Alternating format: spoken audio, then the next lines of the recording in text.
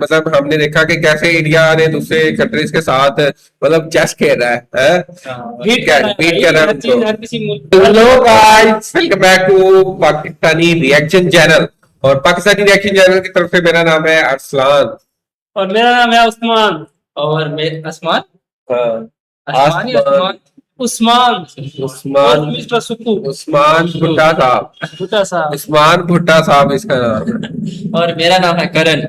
अच्छा, तो दोस्तों आज गए वीडियो में आप सबको वेलकम करते हैं। और आज एक मजेदार मतलब टॉपिक होने वाला है, क्योंकि आज हम देखेंगे कि एक टाइटल हमने देखा तो हम बड़े हैरान हो गए कि ये कैसे हो सकता है कि why India want to run only one train. हालांकि इंडिया में वही ना, इंडिया में चलती है तकरीबन 25,000 के करीब ट्रेनें चलती हैं। बढ़ गई। हाँ, तो लेकिन ये क्या सीन है कि इंडिया चाह रहा है कि सिर्फ एक ट्रेन ही चले। बाकी कहाँ गई भाई? हाँ, 24,900। वही ना, यहाँ एक सबके मुकाबले में होगी। क्या मतलब एक लंबी ट्रेन बना के रख देंगे क्या? ये भी हो इंडिया के लिए। इतनी लंबी ट्रेन बना भी नहीं सकते ना। मतलब कुछ ना कुछ तो होगा ना। ये सीन देखना पड़ेगा। तो चले वीडियो को स्टार्ट करते हैं और देखते हैं, फिर पता लगेगा क्या सीन है कि क्यों इंडिया चाह रहा है कि सिर्फ एक ट्रेन चले। कैसे? वो तो अप्रैल 2026 हमारे रेलवे मिनिस्टर बैंगलोर में BEML की एक नई मैन्युफैक्चरिंग फैसिलिटी का इनॉग्रेशन करने आते हैं, जिसके थोड़ी देर बाद न्यूज चैनल अच्छा, ये कंपनियां हैं जो ट्रेन बना रही है ना। 250 किलोमीटर पर चल सके ऐसी local high speed bullet train बना रहा है, जिसका नाम है B28।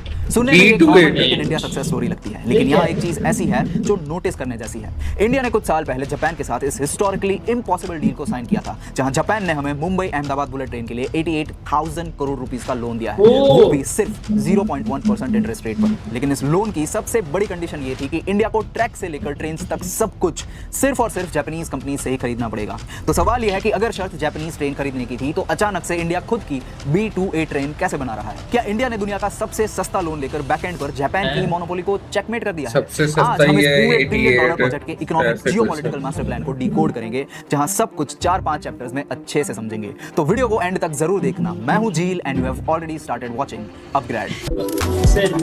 ये देख दोबारा ये चैप्टर 1 द चेस मूव। सच बताऊं तो जापान ने इंडिया को कोई लोन नहीं दिया था। जापान ने एक्चुअली इंडिया पर एक बहुत बड़ी बैट लगाई थी। सितंबर 2017 में अहमदाबाद के साबरमती स्टेशन पर पीएम मोदी और जापान के प्राइम मिनिस्टर शिंजो आबे एक साथ मुंबई अहमदाबाद बुलेट ट्रेन का फाउंडेशन स्टोन रखते हैं। आबे कैमरा के सामने आकर एक बहुत ही डिप्लोमेटिक लाइन कहता है कि a strong India is in Japan's interest and a strong Japan is in India's interest. पर इस दोस्ती के पर्दे के पीछे जापान का एक बहुत गहरा घाव छुपा था। 2015 में जापान ने ऑलमोस्ट इंडोनेशिया का बुलेट ट्रेन प्रोजेक्ट सिक्योर कर लिया था, पर लास्ट मिनट में चाइना ने आकर पूरा प्रोजेक्ट छीन लिया। जापान के लिए ये क्लियर वार्निंग थी, क्योंकि चाइना का बेल्ट एंड रोड इनिशिएटिव पूरे एशिया को डोमिनेट करने वाला है। चाइना एक के बाद एक कंट्रीज में पोर्ट्स और रेलवेज बना रहा था। इसीलिए चाइना को ब्लॉक करने के लिए जापान ने इंडिया को एक इम्पॉसिबल डील दी। 88,000 करोड़ रुपीस का लोन, इंटरेस्ट सिर्फ 0.1%, रीपेमेंट 50 इयर्स में, और पहले 15 साल तक एक पैसा भी नहीं देना है। इस पूरे लोन का इंटरेस्ट सिर्फ 4400। आई थिंक ये इंटरेस्ट कितना कम है इसके में? यार 15 साल तक कुछ भी नहीं देना और 50 साल तक देना है। करोड़ रुपीस बनता है, जो 0.1% के एक्सपेंस से भी कम है। लेकिन इस सस्ते लोन में एक बहुत बड़ा कैच था। ये एक टाइड लोन था, बंधा हुआ लोन, जिसका मतलब था कि इंडिया को ट्रेन्स, ट्रैक्स, सिग्नलिंग सब कुछ जापानीज कंपनी से ही खरीदना पड़ेगा, वो भी उनके इन्फ्लेट किए हुए प्राइसेस पर। यहाँ एक सेकंड सोचिए, क्योंकि 2024 में जो हुआ वो कोई नॉर्मल बिजनेस नेगोशिएशंस नहीं, एक हाई स्टेक्स जियोपॉलिटिकल थ्रिलर था। जब इंडिया ने उन जापानीज कंपनी से प्राइस कम करने को कहा, तो उन्होंने सीधा मना कर दिया। उन्हें लगा टाइड लोन के जाल में उन्होंने हमें पकड़ लिया है। लेकिन इंडिया यहाँ चेस खेल रहा था। इंडिया ने एक बहुत बड़ा ब्लफ खेला और सीधा European rail giant siemens Alstom से बात करना शुरू कर दी। इसके पीछे ये सिग्नल था कि अगर जापान ने कॉम्प्रोमाइज नहीं किया, तो हम सीधा यूरोपियन टेक्नोलॉजी पर शिफ्ट हो जाएंगे। प्रैक्टिकली देखा जाए तो यूरोपियन टेक पर शिफ्ट करना इंडिया को बहुत महंगा पड़ता, पर इस एक ब्लफ ने जापान के भी पसीने निकाल दिए थे। जापान को अचानक रियलाइज हुआ कि इंडिया सिर्फ एक ट्रैक नहीं, बल्कि आगे आने वाले 4000 किलोमीटर के नेटवर्क का मेगा मार्केट है। अगर इन्होंने जिद की, तो यहाँ भी इंडोनेशिया की तरह कोई और कंट्री डील क्रैक कर लेगा। इसके बाद जापान ने ना सिर्फ अपने प्राइसेस और टर्म्स को कम किया, बल्कि उन्होंने इंडिया को अपनी next generation E10 Shinkansen train भी दे दी। ये वो ट्रेन है जो जापान में भी कमर्शियली। दिस शोज की जियोपॉलिटिक्स में 0.1% इंटरेस्ट फ्रेंडशिप नहीं, वो प्राइस होती है जो जापान इंडिया जैसे मार्केट को खोए बिना अफोर्ड नहीं कर सकता। Chapter 2 the impossible build. अब जियोपॉलिटिक्स की चेस गेम में जापान ने टेक्नोलॉजी और पैसे तो दे दिए, पर ग्राउंड पर आते ही इंडिया की ज्योग्राफी ने एक ऐसी प्रॉब्लम खड़ी कर दी जिसके लिए खुद जापानीज इंजीनियर्स भी तैयार नहीं थे। हुआ ये कि मुंबई अहमदाबाद का 508 किलोमीटर का कॉरिडोर स्मूथली बन रहा था, लेकिन रास्ते में एक बहुत बड़ा रोड ब्लॉक आ गया थाने क्रीक का। ओरिजिनल प्लान के हिसाब से बुलेट ट्रेन को इसके ऊपर से निकलना था, पर प्रॉब्लम ये थी कि थाने क्रीक के मड फ्लैट्स पर एक फ्लेमिंगो सैंक्चुरी है जहां हर साल 1 लाख से ज्यादा माइग्रेटरी बर्ड्स आते हैं। अगर ट्रेन वहां से जाती तो 21,000 मैंग्रोव के पेड़ को काटना पड़ता।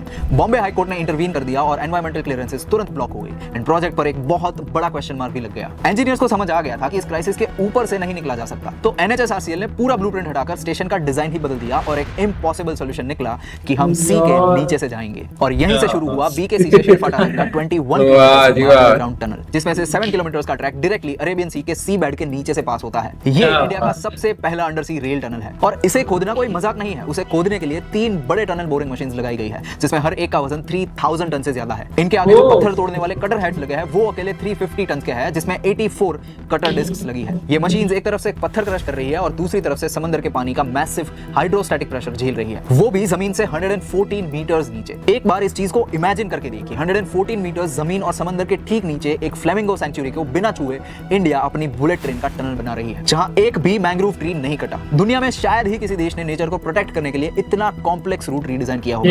अगर आप भी इसे एग्री करते हैं तो कमेंट में लिख दीजिए अग्रीड। लेट्स सी कितने लोग इससे एग्री करते हैं। और क्राइसिस सिर्फ पानी के नीचे नहीं थी, जमीन के ऊपर भी इसका स्केल दिमाग हिला देने वाला था। पूरे कॉरिडोर का 85% पोर्शन हवा में है, एलिवेटेड वायडक्ट्स पर। आज की डेट में 7,700 से ज्यादा टनल्स खड़े किए गए हैं। मुंबई से 118 किलोमीटर दूर साकरी विलेज में एक 50 एकड़ का कास्टिंग यार्ड 24/7 चल रहा है। वहां 1000 टन के गर्डर्स बनाए जाते हैं और बड़ी क्रेन्स उन्हें इस तरह से हवा में उठाकर रखती है जैसे वो टॉयज हो। ये ऑफिशियली इंडिया की हिस्ट्री का सबसे बड़ा प्रिसिजन कंस्ट्रक्शन ऑपरेशन है और इस पूरी मेहनत का रिजल्ट हमें दिखेगा 15 अगस्त 2027 को इंडिपेंडेंस डे के दिन, जब सूरत से बिलीमोरा के 47 किलोमीटर स्ट्रेच पर इंडिया फॉर्मली अपनी हिस्ट्री की पहली बुलेट ट्रेन चलाएगा। Chapter 3 the money. अब आती है वो चीज जिस पर सबसे ज्यादा आउटरीच होता है, इस प्रोजेक्ट का टोटल एक्सपेंडिचर। 2017 में जिस प्रोजेक्ट का budget 1.08 lakh crore rupees quote हुआ था, वो 2026 आते आते ऑलमोस्ट डबल होकर 1.98 लाख करोड़ रुपीस कैसे हो गया?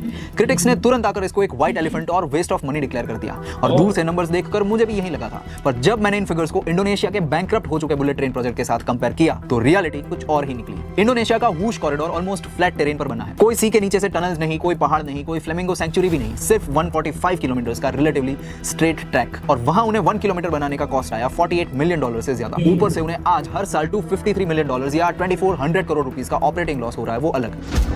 अब इंडिया में 500 किलोमीटर का लंबा कॉरिडोर है, अंडरग्राउंड टनल, माउंटेन टनल और एलिवेटेड पिलर्स, सब कुछ है। इतनी कॉम्प्लेक्स ज्योग्राफी के बाद भी इंडिया का cost per kilometre almost $47 million ही रहा है, जो टेक्निकली इंडोनेशिया के फ्लैट ट्रैक से भी सस्ता है। तो अगर पर किलोमीटर ट्रैक सस्ता बन रहा है, फिर बजट डबल कैसे हुआ? इसका जवाब है land and politics. Land acquisition ने इस प्रोजेक्ट को प्रैक्टिकली चोक कर दिया था, स्पेशली महाराष्ट्र में। Political opposition, farmers protest, Godrej जैसी मेगा कंपनीज के साथ सालों लंबी लीगल बैटल्स, इन सब चीजों की वजह से हालात यहां तक आ गए थे कि लोकल म्युनिसिपल बॉडीज एक छोटा सा बोर होल डिग करने के लिए भी 2 लाख रुपीस की फीस मांगने लगी थी। ज्योग्राफी दोनों साइड्स की सेम थी, पर पॉलिटिक्स अलग। रिजल्ट ये हुआ कि गुजरात में 68% वर्क कंप्लीट हो गया था, लेकिन महाराष्ट्र में सिर्फ 41% पर अटका हुआ था। बट फाइनली फरवरी 2026 में इस पूरे मैस में एक ब्रेक थ्रू आया। इंडिया ने पूरी की पूरी 1389 हेक्टेयर लैंड लीगली एक्वायर कर ली, सारी क्लियरेंसेस मिल चुकी है और अब इंफ्रास्ट्रक्चर पाइपलाइन एकदम क्लियर है। इन सब के बीच एक सबसे बड़ा सच है कि इस 1.98 लाख करोड़ रुपीस में इंडिया सिर्फ एक ट्रेन नहीं खरीद रहा। जापान की शिनकानसेन टेक्नोलॉजी, जिसने पिछले 60 इयर्स में 10 बिलियन पैसेंजर्स को ट्रांसपोर्ट किया है और जिसका 0 क्रैश फैटेलिटी रिकॉर्ड है, उस दुनिया की सबसे सेफ मास ट्रांजिट सिस्टम का कंप्लीट टेक्नोलॉजी ट्रांसफर इंडिया को मिल रहा है। आज सूरत में बनी डेडिकेटेड ट्रेनिंग फैसिलिटीज में JICA के अंडर 1000 इंडियन इंजीनियर्स को जापानीज एक्सपर्ट्स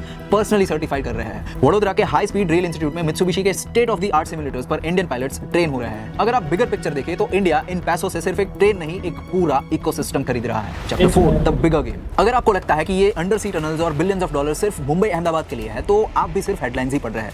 रियल गेम है आगे आने वाला 4000 किलोमीटर का नया मेगा नेटवर्क। 2026-27 के बजट में डायरेक्टली 7 हुआ है, जिसके लिए 16 लाख करोड़ रुपीस का इन्वेस्टमेंट भी हो गया है। मुंबई से पुणे अब 48 मिनट्स में और चेन्नई से बेंगलुरु 1 आवर 13 मिनट्स में कवर हो पाएंगे, जिससे ये सिर्फ ट्रैवल टाइम ही नहीं बचा रहा है, ये अपॉर्चुनिटीज भी क्रिएट कर रहे हैं। स्पीड भी तो है ना, स्पीड भी तो 320 है और कोई भी इंसान अपने टियर 2 सिटी से निकलकर 1 से 2 घंटे में सीधा मुंबई के किसी टॉप डेटा सेंटर या बेंगलुरु के IT पार्क में AI मशीन लर्निंग मैनेजमेंट की जॉब्स कर पाएगा। और इन स्किल्स से आपको अपस्किल करने के मिशन मिशन में अपग्रेड आपके साथ जुड़ा है। फन फैक्ट, ट्रांसपोर्ट इकोनॉमिक्स का एक रूल है, अगर ट्रैवल टाइम 90 मिनट से कम हो जाए तो एयरलाइंस उस रूट से प्रैक्टिकली एग्जिट ही करने लग जाती है। और इन 7 कॉरिडोर्स में एक रूट ऐसा है जो प्योरली बिजनेस नहीं, देश की नेशनल सिक्योरिटी के लिए है। दिल्ली, वाराणसी, पटना, सिलीगुड़ी रूट। वहीं सिलीगुड़ी, जिसे जियोपॉलिटिक्स में चिकन्स नेक कहते हैं, ये सिर्फ अकेला 22 किलोमीटर का वाइड रूट है जो इंडिया को नॉर्थ ईस्ट के 7 स्टेट से कनेक्ट करता है। अगर इस रास्ते पर कोई डिजास्टर हो जाए तो पूरा नॉर्थ ईस्ट इंडिया मेनलैंड से कट ऑफ हो जाता है। सिलीगुड़ी तक बुलेट ट्रेन पहुंचाना सिर्फ पैसेंजर्स को ट्रैवल करवाने के लिए नहीं, क्राइसिस के वक्त ट्रूप मोबिलिटी और कंट्री की इंटेग्रिटी को सिक्योर करने का एक ओनली सोल्यूशन है। ध्यान से सोचिए, अगर हम इस 4000 किलोमीटर के नेटवर्क के लिए हर ट्रेन को जापान से इंपोर्ट करवाते तो हमारा फॉरेन एक्सचेंज बहुत ज्यादा ड्रेन होता। इसीलिए इंडिया ने खेला दी अल्टीमेट चेकमेट। अप्रैल में बेंगलुरु के बीईएमएल प्लांट में इंडिया ने अपनी indigenous high speed train announce कर दी जो 100% मेड इन इंडिया है, एज आई ऑलरेडी सेड। लेकिन आप शायद सोचेंगे कि जापान की ट्रेन तो 320 किलोमीटर पर आवर पर चलती है और इंडिया की B280 top speed 250 kilometre per hour ही क्यों है? ये कॉम्प्रोमाइज क्यों? एक्चुअली ये कॉम्प्रोमाइज नहीं, हमारी स्मार्टनेस है। इंडिया में स्टेशंस यूरोप या जापान के कंपैरिजन में पास होते हैं। हर 50-60 किलोमीटर पर ट्रेन को रुकना और वापस वही स्पीड को मेंटेन भी करना पड़ता है। ऐसे में 320 किलोमीटर की टॉप स्पीड को हिट करना एक्चुअली एनर्जी लॉस है। 250 किलोमीटर हमारे रूट्स के लिए वो स्वीट स्पॉट है जहां एनर्जी कंजप्शन और मेंटेनेंस दोनों कंट्रोल में रहते हैं। इंडिया जापान से सिर्फ टेक्नोलॉजी खरीद नहीं, टेक्नोलॉजी सीख भी रहा है। स्टेशन ज्यादा है ना, स्टेशन कितने हो, ट्रेन की भी हाई स्पीड टेक्नोलॉजी दुनिया को बेच भी रहा होगा। व्हाट डू यू थिंक, क्या इंडिया ये चीज फ्यूचर में कर पाएगा? बताइए कमेंट्स में। मैं हूं झील और अगर आपको ये वीडियो यार क्यों नहीं कर पाएगा, इतना दिमाग लड़ाया इसके लिए सब्सक्राइब टू। तो दोस्तों यही थी आज की वीडियो, और जिसमें हमने देखा कि इंडिया कैसे, मतलब लिखा तो ऐसे ही है कि वाई इंडिया मतलब सिर्फ एक ट्रेन क्यों चलाना चाह रहा है, एक ट्रेन ही सिर्फ। तो उसके पीछे सारी रीजन उन्होंने बताई कि किस वजह से, क्यों, ये सारा सीन उन्होंने बता दिया। आपने वीडियो देखी। और लेकिन ये है कि मतलब जो लास्ट में उन्होंने पूछा कि इंडिया ये बना सकेगा कि क्यों नहीं बना सकेगा भाई, जो 250 किलोमीटर पर आवर की स्पीड से ट्रेन बना रहा है, मतलब जो जापानीज ट्रेन के मुकाबले में, वो कहते हैं कि बना तो 320 किलोमीटर प्रति घंटा के हिसाब से भी बना सकता था। लेकिन ये है कि उसकी वजह उन्होंने बता दी कि इंडिया में स्टेशन करीब है तो जल्दी ट्रेन पहुंच जाती है, इसी वजह से वो कह रहे हैं कि ऐसे है। जापान में तो वो बनी बनाई आई ना ट्रेन, इसी वजह से। या फिर इस तरह के 320 हो और उन्होंने खुद मेंटेन मतलब 250 पे की हो, तो ये हो सकता है। लेकिन ये है कि बड़ा मतलब मेगा प्रोजेक्ट है। जैसे उन्होंने बताया कि इंडोनेशिया में मतलब स्ट्रेट एक सिर्फ जा रहा था ट्रैक, उसपे उनका 48 मिलियन लगा। लेकिन इंडिया में मतलब कुछ अंडर टनल और वाटर के नीचे और कुछ ऊपर, ये वो मतलब मुख्तलिफ तरह से हर किस्म का है। लेकिन 47 मिलियन असल में ना, चलो एक प्रोजेक्ट ना भी समझ आती है, इतने प्रोजेक्ट है और इसको भी साथ साथ लेके चलना इंडिया में बहुत ज्यादा प्रोजेक्ट है। इंडिया में मतलब मुझे लग रहा है 100 ऑफ प्रोजेक्ट हो गए। परेशान होते कि इतना बजट ये है कि उनकी डेवलपमेंट भी तो ज्यादा है ना, मतलब ये है। फिर ये है कि बिजनेस, फिर IT हब भी है और फैक्ट्रियां अपनी एक्सपोर्ट करता है, जब बाइक्स भी, कार्स भी और भी बहुत सी चीजें एक्सपोर्ट करता है। तो इसी वजह से उनका बजट बन ही जाता है इस हिसाब का ना, कि वो अभी वो बजट की बात कर रहे हैं ना, तो वो उनकी GDP, मैं कल भी बता रहा था कि उनकी GDP 4 पॉइंट से ऊपर पहुंच गई है यार, जितनी हमारी है उससे ज्यादा मुंबई की है। 4 पॉइंट से ऊपर GDP, ट्रिलियन 4 ट्रिलियन, अच्छा बिलियन नहीं ट्रिलियन, इधर मिलियन उधर 4 ट्रिलियन डॉलर की GDP से ऊपर पहुंचा हुआ है इंडिया। तो ये बजट लाजमी बात है, ये सारी चीजें वो कर सकता है और आराम से कर सकता है। और इन फ्यूचर में इंडिया की डिमांड और ज्यादा हो जाएगी, क्योंकि जैसे जापान देख रहा था कि वो, जैसे उन्होंने कहा कि हम महंगे पार्ट्स देंगे इंडिया को, ये वो, मतलब तो उन्होंने कहा कि हम नहीं लेंगे, हम यूरोप से ले लेंगे। तो उन्होंने कहा कि वो हालांकि देख रहे हैं इंडिया के फ्यूचर को, कि आने वाले दौर में ये हमें बहुत ज्यादा फायदा दे सकता है, ये इकोनॉमी की, ये वो फ्यूचर के लिहाज से। जैसे ये प्रोजेक्ट खत्म होगा ना, इसके आगे उन्होंने एक प्रोजेक्ट और भी सोचा हुआ है। 4 किलोमीटर यार, अच्छा 4000। हाँ, ये तो अभी मखसूस बन रहा है, लेकिन उन्होंने 4000 किलोमीटर तक इसको लेके जाना है। उन्होंने ये सोचा है कि मतलब पूरे इंडिया में ना ये ट्रेन चलेगी बस। और वो इसीलिए क्योंकि ये टाइम बचा रही, बहुत ज्यादा टाइम बचा रही है, जिसकी स्पीड इतनी ज्यादा है 320 250, तो ये तो हिलाने वाली चीज है ना, जिधर इतना टाइम, एरोप्लेन वाली। और है ट्रैक भी सारा डिफरेंट बन रहा है इसका, तो एक्सपेंसिव है। लेकिन ये है कि सहूलत बहुत ज्यादा है इसकी। बाकी ये है कि जब ये बनेगा ना, फिर हम देखेंगे इसका मतलब टिकट कितनी है, ये वो, ये सारी चीजें देखने वाली होंगी। क्योंकि इतनी अगर किसी का इतना टाइम बच रहा है तो वो ये देखेंगे कि पे कितना कर रहा है वो इस चीज के लिए। वेट कर रहे हैं हाँ, ये तो हमें तो बड़ा इंतजार है कि कब ये प्रोजेक्ट कंप्लीट होगा, तो हम भी देखेंगे, क्योंकि हमने वीडियोस के जरिए ही देखना है, तो हम देखेंगे फिर मतलब देखेंगे क्या चीज है, कैसे ये सारी चीजें। तो दोस्तों कैसी लगी आपको ये वीडियो? और मतलब हमने देखा कि कैसे इंडिया ने दूसरे कंट्रीज के साथ मतलब चेस खेल रहा है? बीट क्या कर रहा है बीट भाई, कर रहा है हर चीज उनको। हर किसी मुल्क को। तो कैसी लगी आपको ये वीडियो? वीडियो अच्छी लगी तो वीडियो को लाइक करें, चैनल को सब्सक्राइब करें। मिलते हैं किसी नई वीडियो में, तब तक अपना ख्याल रखें। Bye bye. Bye bye.